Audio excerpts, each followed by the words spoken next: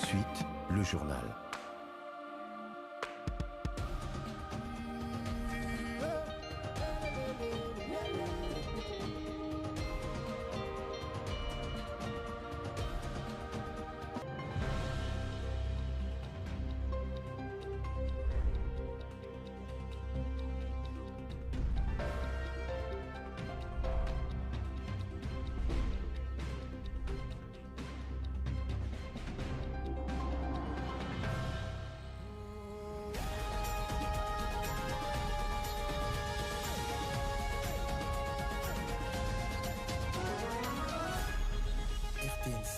La grande édition du journal.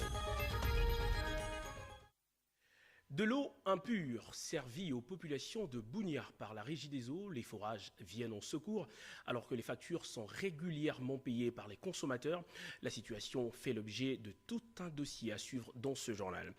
Pas de magie pour transformer un Koulouna en bâtisseur, juste une réintégration dans le secret détenu par le service national. Nos équipes de reportage ont passé quelques jours avec ce nouveau bâtisseur. Vous verrez les images dans la seconde partie de ce journal. Madame, messieurs, bonsoir et merci de nous suivre. Tout de suite, place à l'actualité de dernière minute.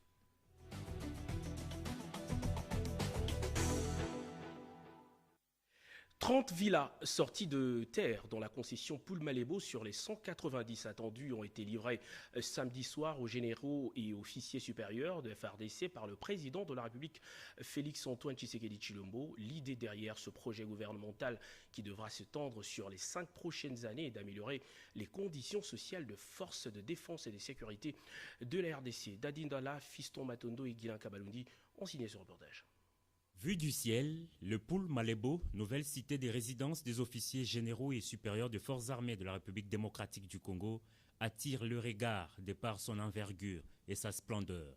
30 premières villas dans cette concession étant prêtes à accueillir ses premiers occupants, le commandant suprême des forces armées de la République démocratique du Congo et de la police nationale a fait le déplacement du site pour remettre symboliquement les clés aux bénéficiaires.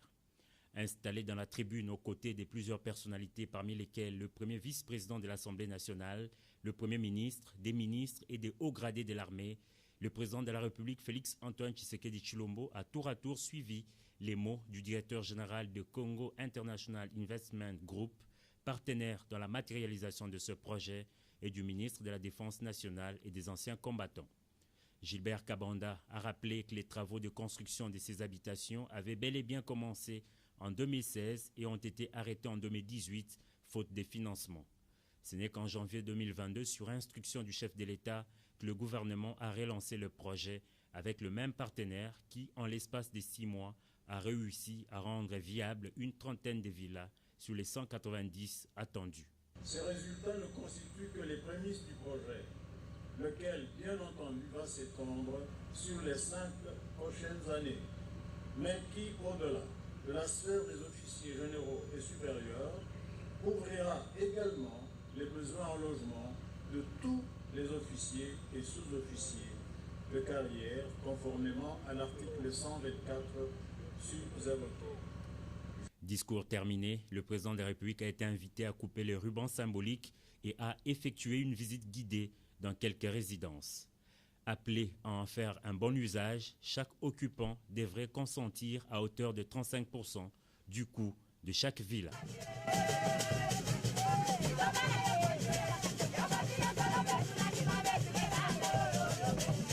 Jamais perdre l'espérance, c'est ce message de réconfort lancé par le pape François aux populations congolaises qui font face à l'agression par le Rwanda sous couvert de M23.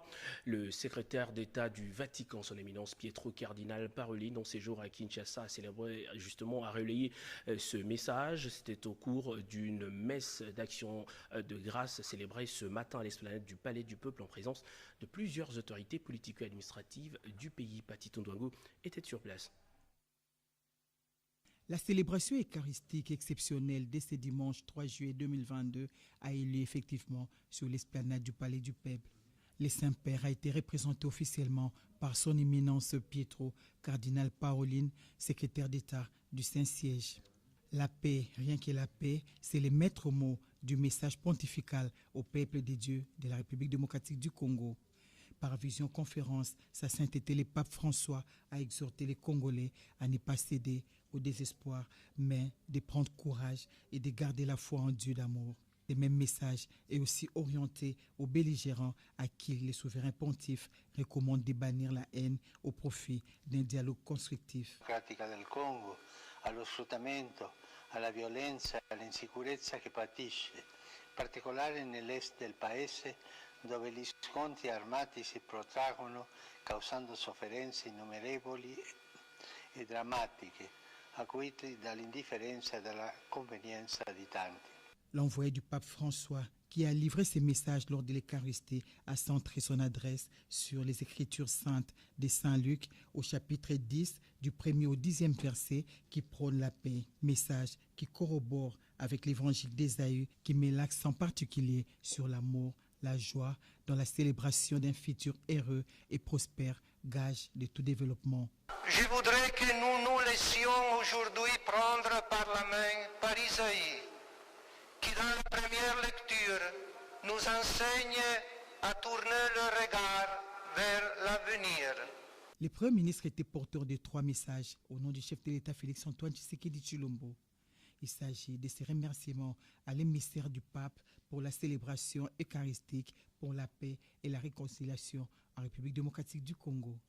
Jean-Michel Samalukonde Kyenge a prié aussi la population à travers elle, les FARDC, à qui il a rassuré la permanence de l'amour de Dieu pour les peuples congolais. C'est un message que nous voulons faire porter par vous, votre éminence, Pietro, à sa sainteté, le pape, qu'ici, en République démocratique du Congo, nous prions pour sa santé, particulièrement ce dimanche et tous les jours qui viennent. Je voudrais, au nom de toute la nation congolaise, au nom de toutes les personnes qui sont ici, que vous puissiez lui adresser le message suivant. Nous vous attendons, Sa Sainteté, le pape, ici, en République démocratique du Congo. Vous êtes le bienvenu et nous avons besoin que vous puissiez venir ici prier avec nous. Prière de lui transmettre ce message. L'archevêque de Kinshasa, le cardinal Fridolin Ambongo, a saisi cette messe pour réitérer la confiance de l'Église catholique au chef de l'État. Il a loué les efforts du garant de la nation pour sa diplomatie à la quête du dialogue pour la paix. Cette célébration eucharistique qui a canalisé les activités dominicales de toutes les paroisses de Kinshasa au Palais du Peuple s'est déroulée simultanément avec celle du pape François au Vatican, à laquelle a pris part la communauté congolaise de Rome. À noter que la grande messe de ce dimanche a connu la participation de toute la crème ecclésiastique catholique venue de tous les coins de la République démocratique du Congo, des présidents de l'Assemblée nationale Christophe Mbosso et du Sénat Modeste Bahati Lukwebo, des députés, membres du gouvernement et beaucoup d'autres personnalités de marque. Et au cours de cette même célébration eucharistique, le cardinal Fridolin Ambongo a adressé un message aux populations congolaises, discours au cours duquel il a félicité les efforts diplomatiques entrepris par les autorités du pays. Redépendant. La guerre d'agression dont est victime la République démocratique du Congo de la part du Rwanda à travers le mouvement terroriste M23 interposé ne peut laisser personne indifférent. La CENCO, Conférence épiscopale nationale du Congo, a dénoncé à plusieurs reprises cette forfaiture. À Kinshasa, à l'occasion de la messe de la paix célébrée par le secrétaire d'État auprès du Saint-Siège au Palais du Peuple, l'archevêque de Kinshasa, Fridolin Cardinal Ambongo, a saisi cette opportunité pour saluer l'action diplomatique menée par le chef de l'État pour le bon voisinage. À cette occasion, il a invité aussi les Congolais et Congolaises à ne pas faire l'amalgame entre les Rwandais et les populations Tutsi vivant au Congo. Éminence et chers frères, le peuple congolais continue d'attendre la visite apostolique du Saint-Père, toujours avec le même enthousiasme, afin de communier avec lui le pasteur universel dans une célébration eucharistique qui soit source de grand réconfort. Le pape est donc toujours le bienvenu chez nous. Il est attendu par le peuple congolais.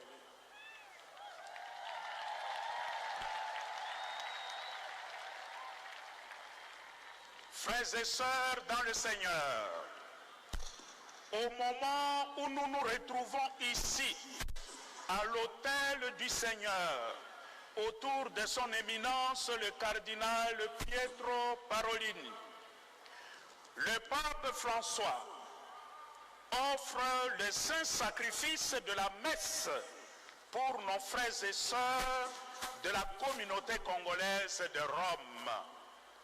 Réunis à la basilique Saint-Pierre, nous voulons être ainsi en totale communion spirituelle avec sa sainteté qui prie pour nous et pour la paix et le développement de notre pays. Nous portons également au Seigneur nos ferventes et humbles prières pour un prompt rétablissement de son serviteur, le pape François. Le discours métropolitain de Kinshasa s'inscrit dans la stratégie qui consiste à ne pas offrir des armes à l'ennemi à travers la chasse à l'homme. Il est un fait que la RDC est objet de la convoitise de la part de certains pays voisins et des multinationales à cause d'innombrables ressources naturelles dont regorgent ces pays. La mobilisation constatée autour de forces armées de la République n'est pas un fruit du hasard, mais plutôt de la maturité acquise par le peuple congolais au fil des ans. Dans cette chronique, notre confrère Edi Tchala puise dans les événements du passé la motivation de cet élan patriotique qui trouble la quiétude des agresseurs du pays. La République démocratique du Congo est un géant d'Afrique, par sa taille, mais par sa population aussi. En plus de 100 ans d'existence, depuis l'État indépendant du Congo à ses jours, la résilience de son peuple a forgé un mental et a bâti un esprit. La nation congolaise est bien réelle, elle existe. Nous avons connu des rébellions, parfois plus sanglantes. Entre frères, le dialogue a été rétabli, la paix retrouvée. Le vouloir vivre ensemble s'est construit au fil des ans. Le Congolais et le Congo, c'est la rivière et son lit. Ceux qui caressent toujours l'idée d'une balkanisation comme ceux qui rêvent encore d'une occupation peuvent continuer à se bercer d'illusions. Le dialogue intercongolais peut toujours leur servir de repère. Cette histoire dont nous sommes si fiers et dont nous racontons la signification à nos enfants est pleine de hauts faits des guerres. On en compte par centaines sur le continent comme ailleurs. À Sousa, Gambela, Abyssinie, Birmanie, Dodoma, le caporal Kounyoukou de la force publique peut nous conter cette deuxième guerre mondiale. Les écoles de guerre et les centres de formation militaire, il y en a dont le nom inspire la peur. Kotakoli, Kibomango, sans être exhaustif. Certains Africains peuvent se vanter d'y avoir appris l'art des armes. Les forces armées zaïroises ont visité le Tchad. Avec le capitaine Mayele, elles ont fait un tour au Rwanda.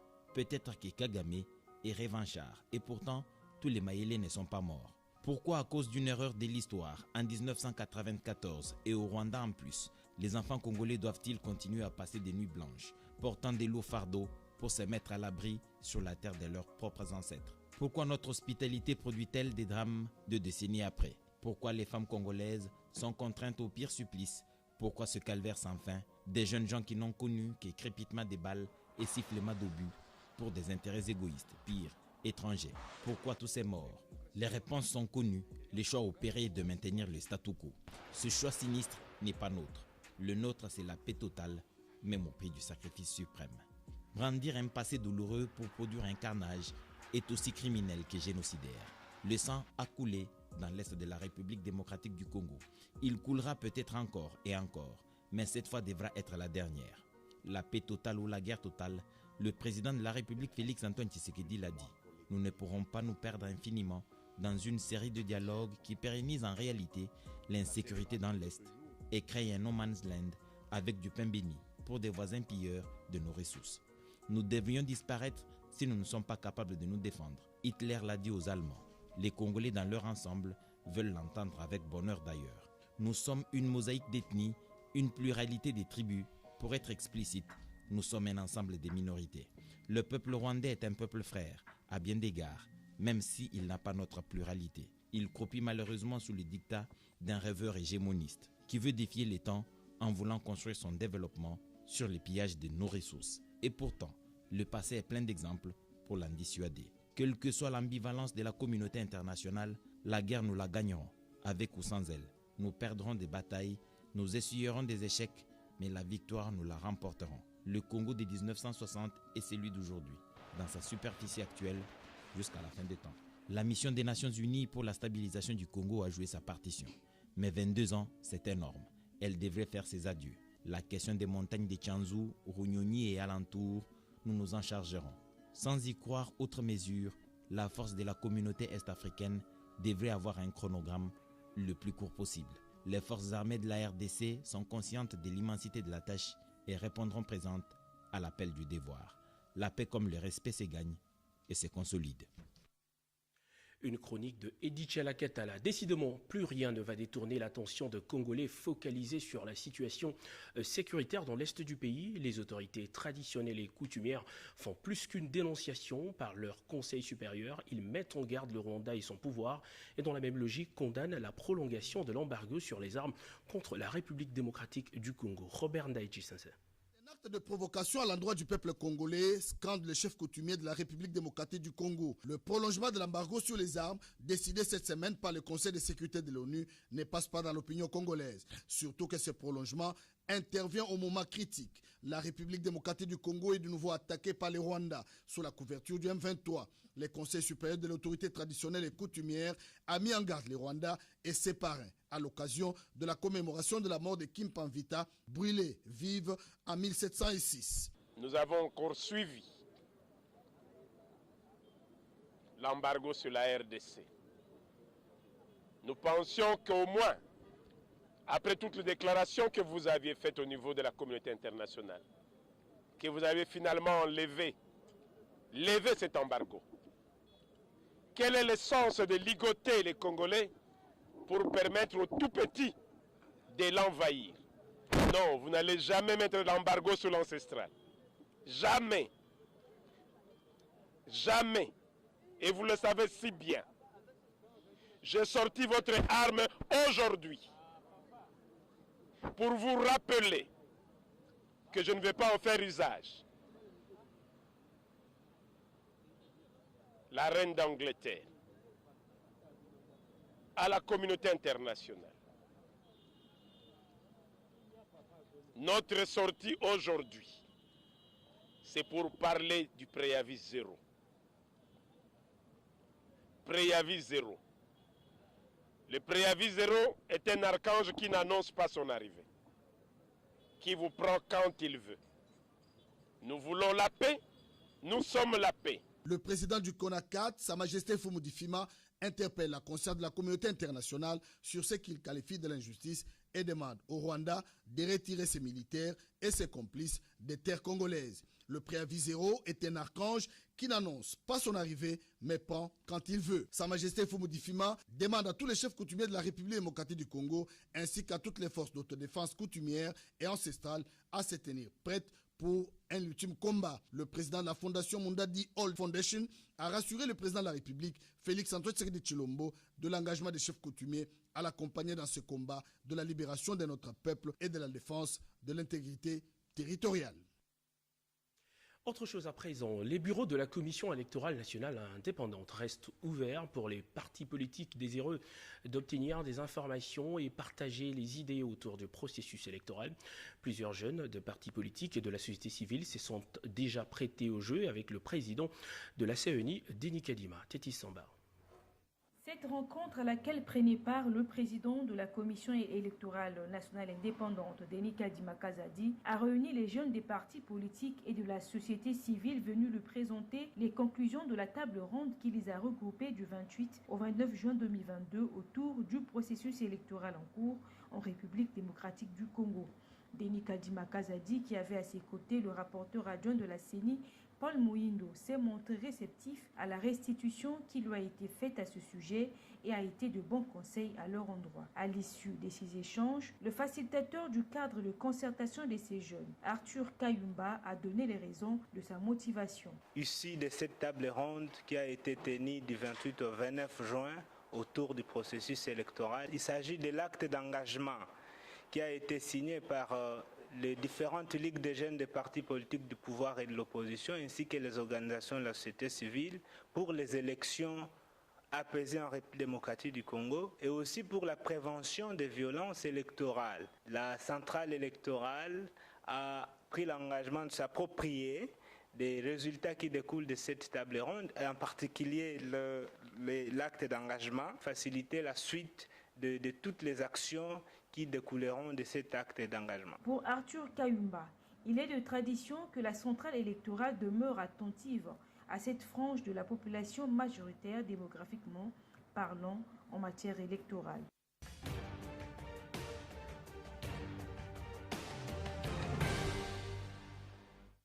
Le président de la République avait accueilli lundi la dépouille du héros national Patrice Emery Lumumba après sa tournée provinciale. C'était l'une des premières activités de la semaine du chef de l'État qui avait au courant de la même semaine qui s'achève reçu Vital Kamerhe après son acquittement. Pierre Kibambeso Moïsa nous propose en résumé ce qu'a été la semaine du président de la République. Après un pèlerinage mémorial qui a retracé la vie du héros de l'indépendance Patrice Emery Lumumba, sa dépouille relique qui est partie d'Onoloa à Kisangani, Lubumbashi et Chilatembo est arrivée le lundi 27 juin 2022 à Kinshasa. Le président de la République Félix-Antoine Tshisekedi Tshilombo s'est personnellement rendu à l'aéroport international de Njili pour accueillir la dépouille relique du tout premier ministre de la RDC. Le chef de l'État s'est incliné devant le cercueil placé sous une chapelle dressée à l'entrée du salon présidentiel de l'aéroport. 61 ans après son assassinat le 17 janvier 1961, des obsèques dignes de son rang ont été organisées en mémoire du premier ministre Patrice Emery Lumumba. Après 48 heures d'hommage officiel et populaire au Palais du Peuple, la dépouille relique a été acheminée au Palais de la Nation, les lieux où les héros de l'indépendance avaient prononcé un discours historique le 30 juin 1960. Le chef de l'État et son épouse, la première dame Denise Nyakeru Tshisekedi, ont déposé une couronne de fleurs devant le cercueil contenant la relique de Patrice Emery Lumumba. La délégation du gouvernement belge, avec en tête le ministre d'État André Flao et des représentants de chefs d'État d'Afrique du Sud, du Sénégal et de la Guinée équatoriale, ont posé à leur tour le même geste. Un autre temps fort de la cérémonie a été la décoration à titre posthume par le président de la République, grand chancelier des ordres nationaux, de feu Joseph Okito et Maurice Mpolo, les deux compagnons de lutte de Patrice Emery Lumumba, qui ont été élevés au grade de grands officiers dans l'ordre des héros nationaux Kabila Lumumba. Le 30 juin 2022, les héros de l'indépendance a été conduit à sa dernière demeure dans les mémorials érigés à la place de l'échangeur dans la commune de Limete en présence du chef de l'État Félix-Antoine Tshisekedi Tshilombo et de son homologue de la République du Congo Denis Sassou Nguesso.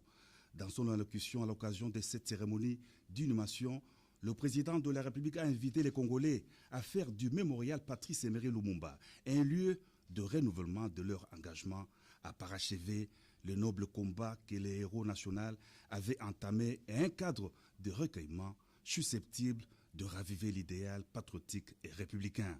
Le président Denis Sassou Nguesso a marqué de sa présence la cérémonie d'hommage à Patrice Emery Lumumba à Kinshasa. Il a déclaré en substance que ce dernier est un héros africain. Dans la soirée du 30 juin 2022, un culte d'action de grâce a été organisé au chapiteau de la Cité de l'Union africaine à Kinshasa.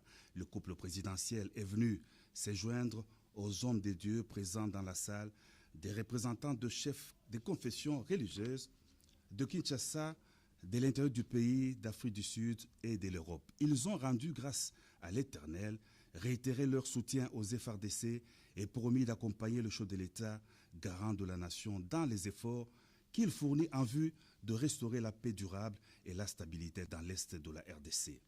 Dans son message à la nation à l'occasion des 62 ans d'indépendance de la RDC, le président de la République Félix-Antoine Tshisekedi Tshilombo a réitéré en sa qualité de garant de l'unité et de la cohésion nationale son serment constitutionnel de maintenir l'indépendance et l'intégrité territoriale et de sauvegarder l'unité nationale. Je rassure le peuple congolais dans toute sa diversité que je ne ménagerai aucun effort pour que la paix et la sécurité soient rétablies et que les agresseurs soient repoussés hors de notre territoire, a indiqué le chef de l'État.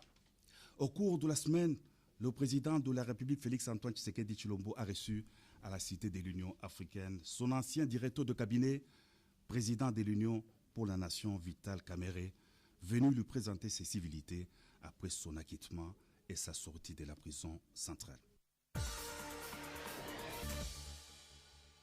Commémoration du 62e anniversaire de l'accession de la République démocratique du Congo à l'indépendance, le séjour de André Flao à Kinshasa ou encore la dotation de la police nationale en matériel. Autant de sujets traités cette semaine par notre rédaction. Si vous avez manqué l'un d'eux pendant la semaine, vous avez l'opportunité ici de vous mettre à jour avec ce rappel de Chantal Okoloba. La semaine qui s'achève a été dominée par la commémoration du 62e anniversaire de l'indépendance de la République démocratique du Congo, consacrée essentiellement au retour de la dépouille de Patrice Emery Lumumba. La communauté congolaise vivant à Brazzaville n'était pas en reste. Elle a rendu des hommages mérités au héros national Patrice Emery Lumumba, au mémorial Pierre Savognan de Brazza. Présent à Kisangani pour accueillir la dépouille de Lumumba, le professeur Bahati Lukwebo, président de la Chambre haute du Parlement, a visité les stades de Kisangani qui portent le nom du héros national Lumumba en abandon depuis plusieurs années. Sur le plan diplomatique, l'ancien Premier ministre belge André Flao a été reçu par le président du Sénat. Les deux personnalités ont échangé sur la relation entre la Belgique et la République démocratique du Congo. André Flao a ensuite eu un tête-à-tête avec le président de la CENI. C'était sur la tenue des élections prochaines en République démocratique du Congo.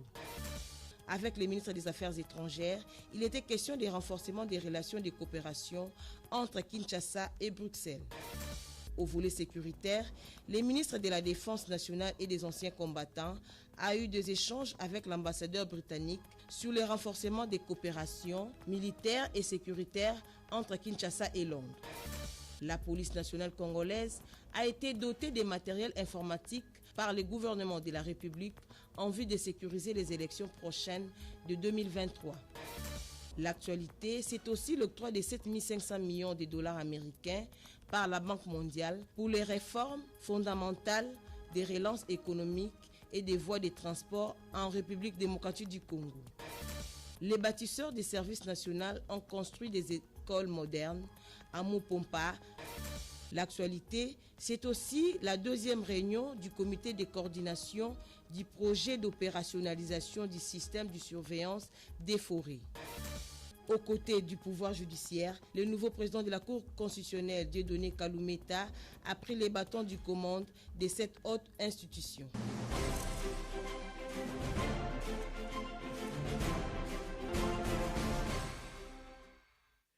Une eau colorée avec une odeur nauséabonde et sans réfléchir impropre à la consommation. Et pourtant, c'est cette qualité d'eau que propose la Régie des eaux aux habitants de Bunia.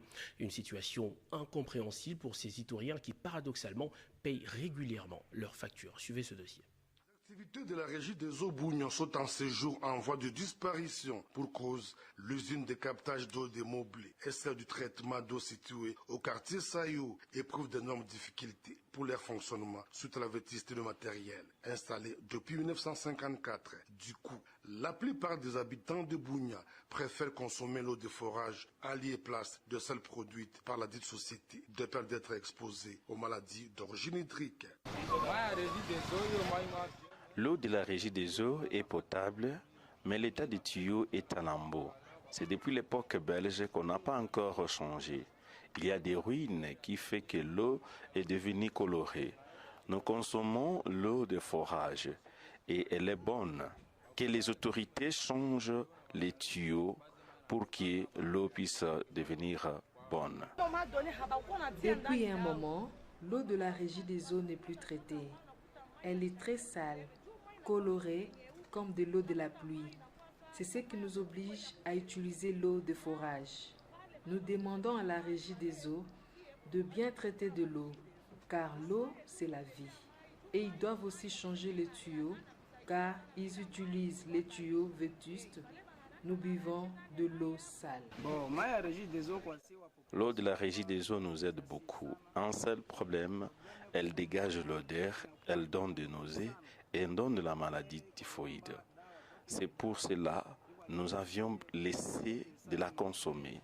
Nous dépendons des forages. Tout en reconnaissant cet état de choses, Dieudonné Mastaki, responsable intérim de la régie des eaux, parle de l'explosion démographique, de la destruction de la tuyauterie, de ses services par certaines entreprises, d'autres de routes, comme raison de la contre-performance auprès des abonnés. Ainsi, il sollicite l'implication de l'État congolais. En tout cas, la régie des eaux centre de Bunia connaît des difficultés très sérieuses. À cela s'ajoute maintenant les problèmes de la vétusté du réseau.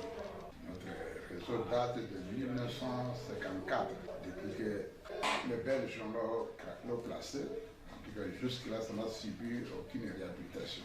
Troisième grand problème aussi, ce sont nos amis qui construisent la route, qui veulent asphalter la route. Il y a des fois, ils coupent nos installations. La régie des eaux est une entreprise de l'État.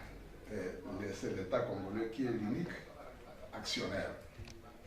Qui songe quand même à essayer à aider la population. Parce que vraiment, l'eau, c'est ça la vie, c'est notre slogan. L'eau, c'est la vie.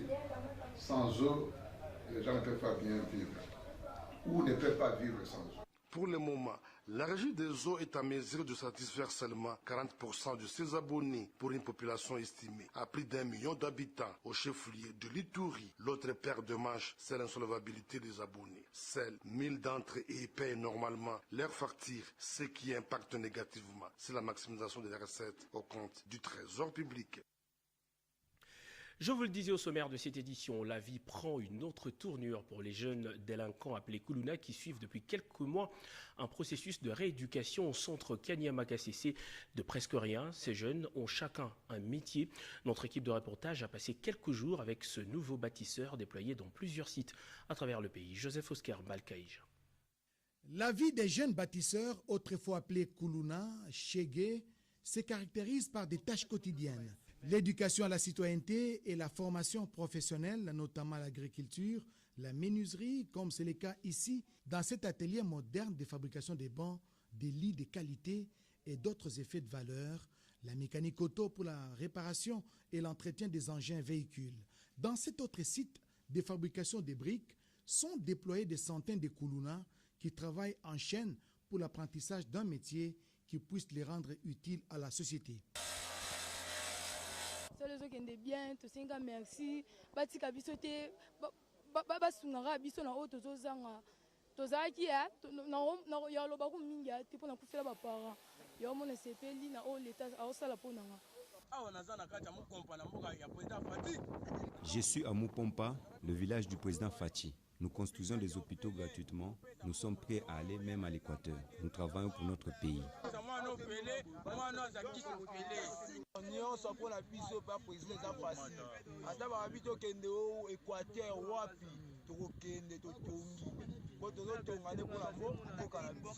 À chaque lever du soleil, ces jeunes délinquants sont déployés sur plusieurs sites pour lier la théorie à la pratique. L'objectif du commandant du service national, le général-major Jean-Pierre Kassongo-Kabouik, c'est de faire de ces marginaux de la société des bons citoyens de la République qui contribuent efficacement au développement de leur pays. Commencer à construire les écoles, les centres de santé. Nous construisons une école, nous mettons les bancs, les tableaux et tout ce qu'il faut, les enfants viennent seulement occuper. L'objectif, c'est qu'avec un bataillon, qu'on soit en mesure de construire 50 salles de classe par année. Une fois la formation terminée et les changements de comportement constatés par les instructeurs, ces bâtisseurs sont engagés et payés comme agents de l'État et affectés loin de leur milieu d'origine. Et c'est une nouvelle vie qui commence. Illustration dans ces chantiers du village Mupompa, dans les territoires de Kabiakamwanga, province du Kasaï oriental. Cette armée des bâtisseurs va sortir des terres une école moderne de 12 classes de 50 élèves chacune pour le grand bonheur des parents de cette partie de la République. Le développement de la RDC est possible avec une prise de conscience de chaque citoyen congolais et la volonté politique des décideurs.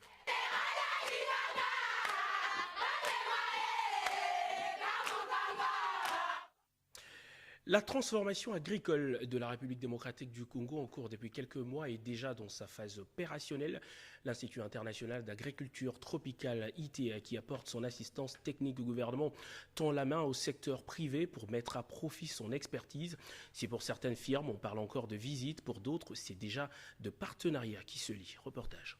Pour réussir la revanche du sol sur le sous-sol et développer le pays par l'agriculture, comme le souhaite le président de la République, un accent de taille est désormais mis sur le partenariat public-privé. L'implication du secteur privé est non seulement essentielle, mais beaucoup plus primordiale dans l'agenda de la transformation agricole de la République démocratique du Congo, initiée par le chef de l'État, Félix-Antoine Tshisekedi, pour catalyser les nouvelles ressources. Depuis quelques semaines, le partenaire d'assistance technique du gouvernement, qui est de l'Institut international d'agriculture tropicale, ITA, multiplie les entretiens avec les producteurs de semences et transformateurs de manioc, maïs, riz, soja et haricots en vue d'explorer les pistes de collaboration afin de participer à la mise en œuvre de cet ambitieux programme. Des contacts qui aboutissent comme celui auprès de la plantation et huilerie du Congo PHC avec qui il a signé un mémorandum d'entente pour une future collaboration. À développer la chaîne de valeur des centres d'agriculture vivrière, surtout dans les zones dans lesquelles le PHC opère, pour deux buts, pour assurer la sécurité alimentaire des travailleurs, disons, de leur plantation, mais aussi de commencer à créer, disons, en fait, des petites unités business, disons, dans l'agriculture vivrière comme les manioc et le riz. Toute l'expertise de PHC au service de ce projet, et de l'autre côté, l'ITA dans ce qu'elle fait le mieux, donc dans la recherche et dans l'appui technique, dans l'expertise que l'ITA possède, dans la gestion de ce genre de projet, va pouvoir conjuguer nos forces ensemble pour pouvoir faire réussir ce projet national qui est si important pour notre pays. Cette conjugaison d'efforts n'a qu'un seul objectif, développer la RDC par l'agriculture. Restons momentanément dans le secteur agricole pour vous proposer les images de l'atelier de validation de la politique agricole organisé par le Fonds mondial pour l'alimentation. La validation du document final de travaux permettra à la République démocratique du Congo d'accroître sa production et de protéger son exploitation forestière. Chantal Okoloba. Cet atelier national de validation de la politique agricole durable en République démocratique du Congo est l'initiative et l'effort de la FAO, soutenu par le ministère de l'Agriculture avec les concours financiers de la CAFI-FONARED. C'est dans le but de faire face à l'insécurité alimentaire aiguë qui frappe près de 27 millions de personnes aujourd'hui en République démocratique du Congo. Les résolutions et recommandations de ces assises vont servir de guide pour les choix du gouvernement pour un développement durable du secteur congolais de l'agriculture. Car la validation du document final des travaux permettra à la RDC non seulement d'accroître la quantité et la qualité des produits agricoles, mais aussi d'éveiller à la fois à l'accroissement de la production et à la protection des réserves naturelles forestières. Le grand défi à ce jour demeure la mise en application de ces textes et surtout l'élaboration de nouveaux textes qui pourront appuyer la mise en œuvre de la politique agricole durable dès que celle-ci aura été validée.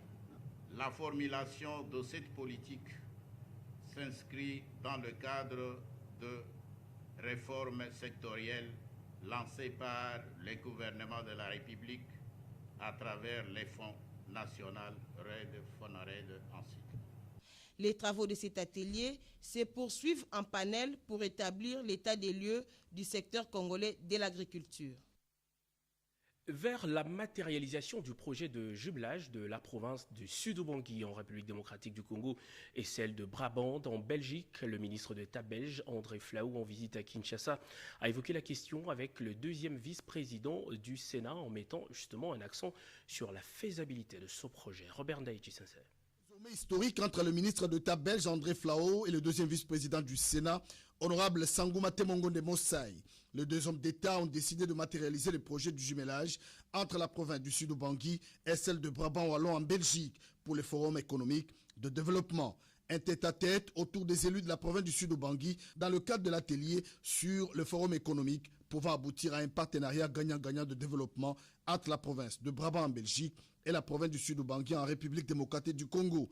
Le deuxième vice-président du Sénat, honorable Sangouma Temongonde Mossai, qui caresse le vœu de voir les grands Équateurs décoller, souhaite voir ce projet se concrétiser pour le bonheur des filles et fils de la province du Sud-Ubangui. La province du Sud-Ubangui est une province à caractère agricole.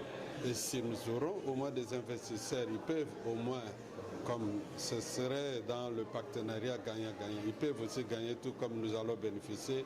Nous voulons le bien-être de notre population.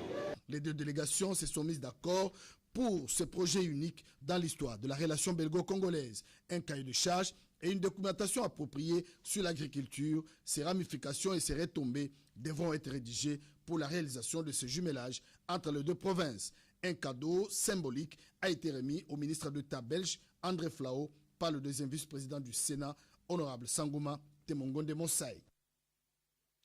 L'hôtel de poste de Kisangani, en feu il y a quelques mois, va peut-être refaire peau neuve grâce au matériel remis à la direction de la SCPT par une délégation du ministère de Pétentik.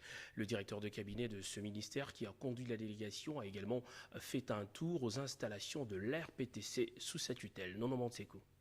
C'est une cérémonie riche en couleurs, la réhabilitation et la modernisation de la poste. Ici à Bukavu, dans la province du Nord Kivu, Maître Séraphin Umbaka Pépé, à la tête d'une forte délégation du ministère des Pétentik, a remis les outils informatiques et autres matériels des bureaux, sans compter les matériels roulants à la SCPT et à la division provinciale des Pétentik. Un geste du gouvernement de la République qui intervient après l'incendie qui s'était déclaré l'année passée dans les locaux de l'hôtel de la Poste. Un ouf de soulagement et un réconfort pour les agents et cadres qui ont remercié les ministres Kiba Samaliba pour cette solidarité. Pour Séraphin Umbaka Pépé, directeur du cabinet des Pétentik, la cérémonie de séjour n'a qu'une signification, c'est redonner espoir aux agents et cadres de la SCPT. Les combats étant de travailler pour que la Poste récupère sa place d'antan, telle est la vision du chef de l'État Félix Antoine Tshisekedi Tshilombo. Une occasion pour les travailleurs de la SCPT de saluer l'implication du ministre des Pétentik qui a milité pour que la Poste récupère ses deux sites spoliés il y a 30 ans.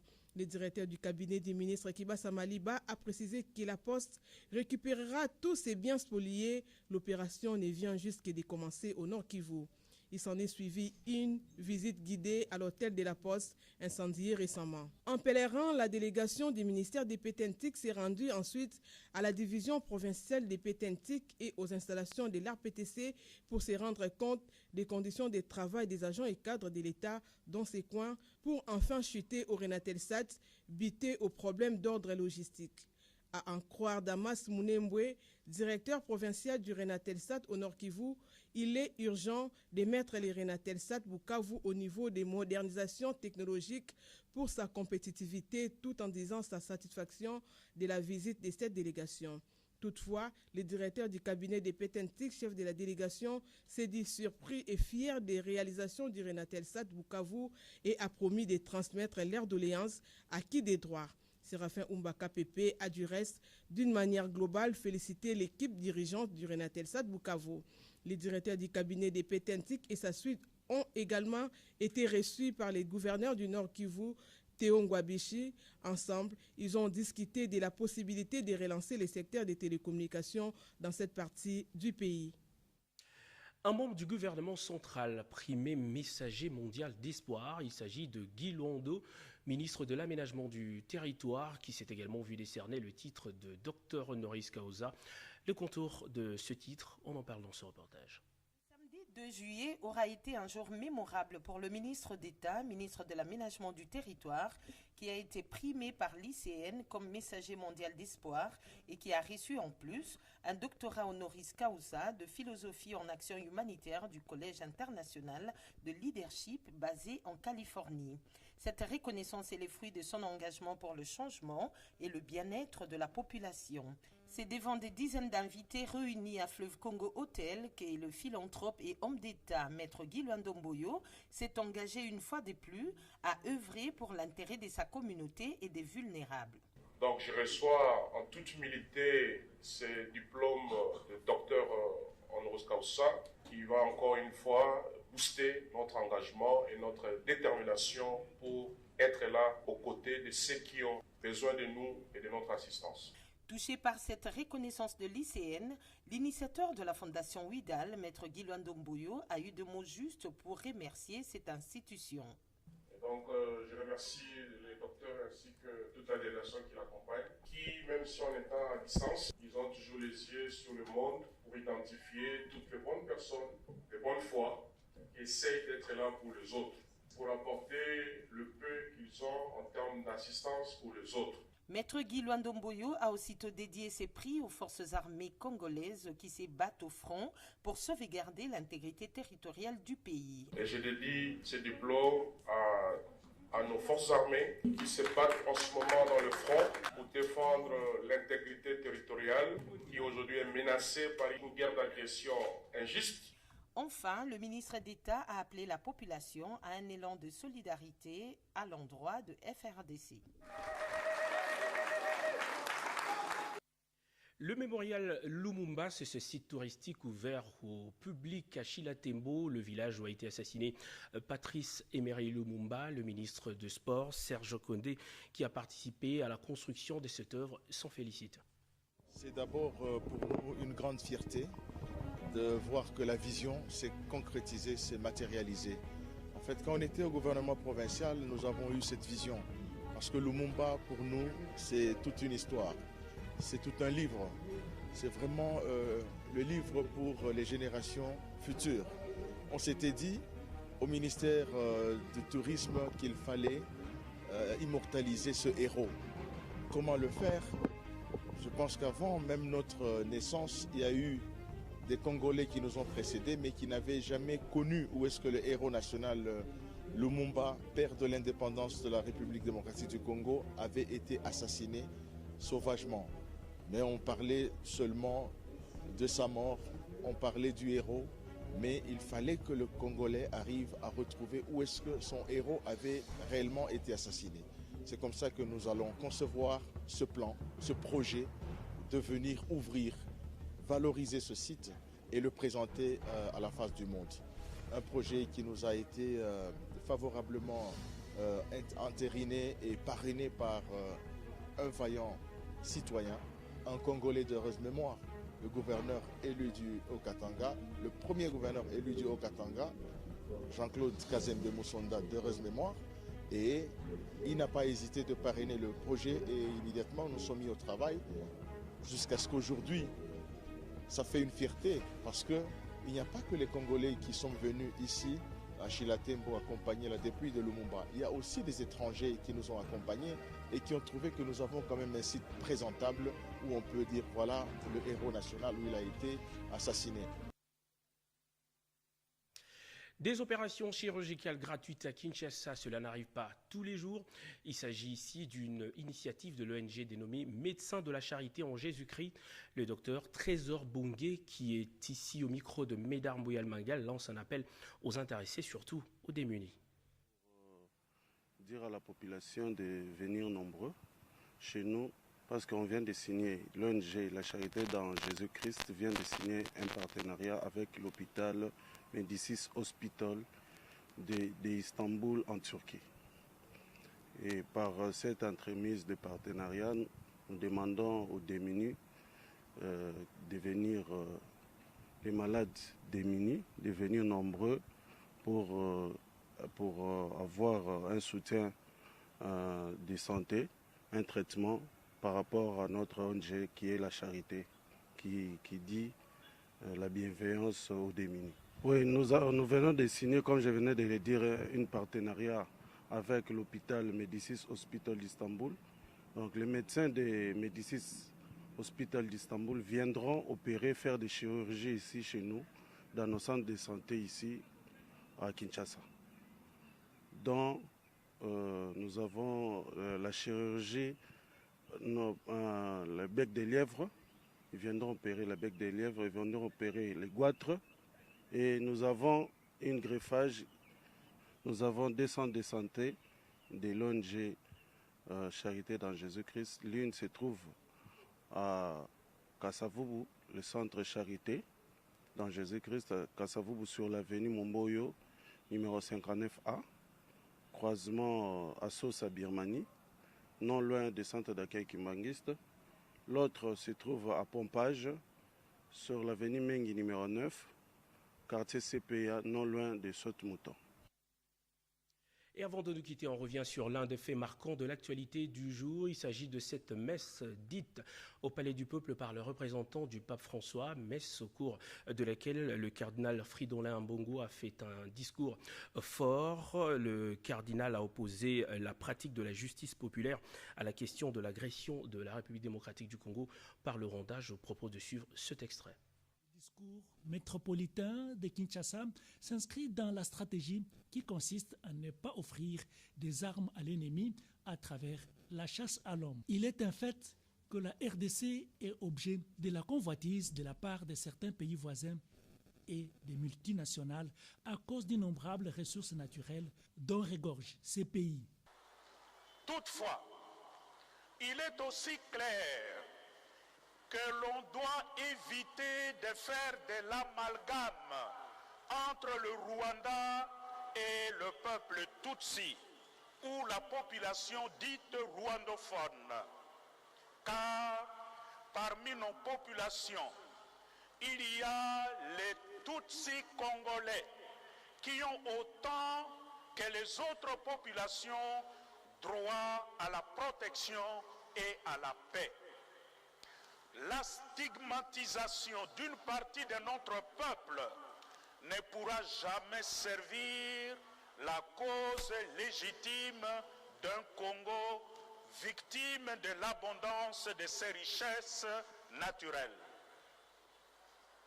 Éminence et chers frères, c'est dans ce contexte que le peuple congolais continue d'attendre la visite apostolique du Saint-Père, toujours avec le même enthousiasme, afin de communier avec lui, le pasteur universel, dans une célébration eucharistique qui soit source de grand réconfort.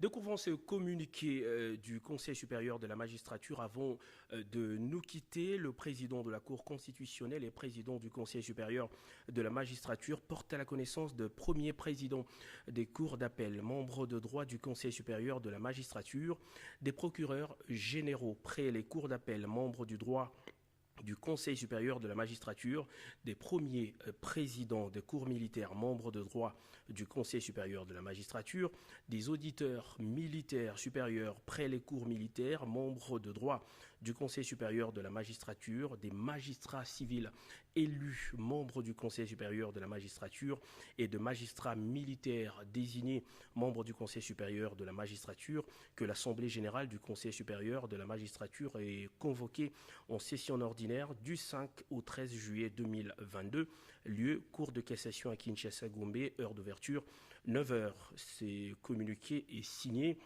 le secrétaire permanent du Conseil supérieur de la magistrature, Bivegete Pinga Solo Jean, général-major, premier avocat général de Forces armées. Ce journal magazine est complètement terminé. Merci à vous de l'avoir suivi avec autant d'attention. L'actualité revient à 23h avec Peggy Mukunda. Excellente soirée à toutes et à tous.